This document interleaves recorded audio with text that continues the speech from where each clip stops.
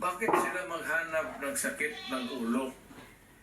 Kaya yung mga pulis na nandyan sa, itong mga pulis ngayon kikinig na sa atin, mabutit alam nila. Kayong mga pulis nasa droga sa sindikato, kayo ang dapat talagang, kaya maswerte kahit bigyan pa ako ng pagkakataon maging presidente, uubusin ko talaga kayo. Bullshit ka. Thank you, Mr. President. Ganito kasi, you know,